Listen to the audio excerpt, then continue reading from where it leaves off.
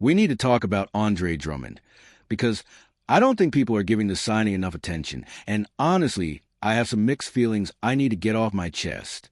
Before I dive in, if you haven't subscribed yet, do it now, because I'm going to be all over this story as the preseason unfolds. Let's start with a resume, because on paper this guy is legit. Andre Drummond has led the entire NBA in offensive rebounds for 7 straight seasons, from 2013 all the way to 2020. 4-time rebounding champion. And across his whole career, he's averaging over 4 offensive boards a game, which is the highest mark of any active player in the league right now. That's not a hype stat. That's just elite, sustained production on the glass, year after year. So when the Knicks needed a big man after losing Mitchell Robinson, I understand exactly why they went out and got him. But here's where I start raising an eyebrow. Drummond spent his last 2 seasons coming off the bench behind Joel Embiid in Philadelphia, only starting 48 games combined over that stretch.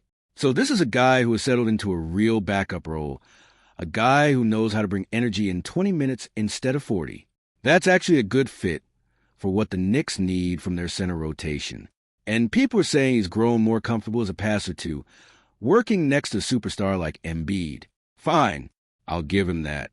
Here's my problem though, and tell me in the comments if you feel the same way. Andre Drummond is a rebounding machine and a solid offensive piece, but he is not a rim protector the way Mitchell Robinson was. Robinson terrorized opposing offenses in limited minutes because of his length, his timing, his sheer defensive instincts. Drummond's game has never really been about that level of defensive disruption. He's a bruiser on the boards, not a shot-blocking menace changing the geometry of the paint. So when I hear people say Drummond simply replaces Robinson, I have to push back on that a little. He replaces a box score. He does not replace the identity. And that's exactly why this front office is reportedly still out there hunting for another center on the trade market, even after signing Drummond. Think about that for a second. We just brought Drummond in to fix the front court, and the front office apparently still isn't satisfied. That tells you everything you need to know about how much they think one signing alone actually solved this problem.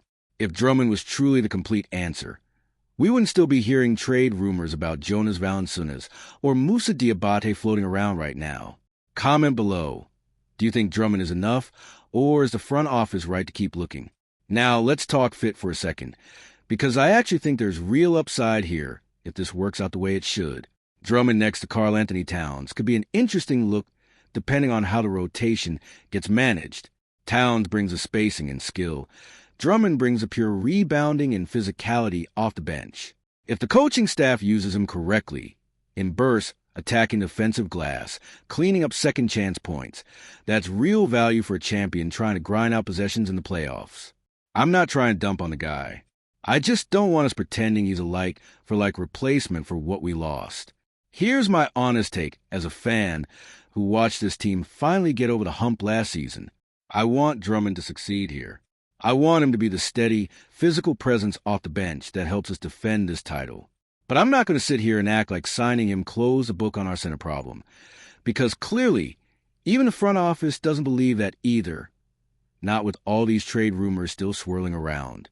If you were coaching this team, would you start Drummond, bring him off the bench, or split minutes depending on matchup?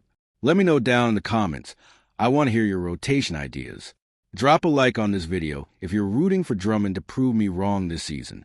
And seriously, get into that comment section.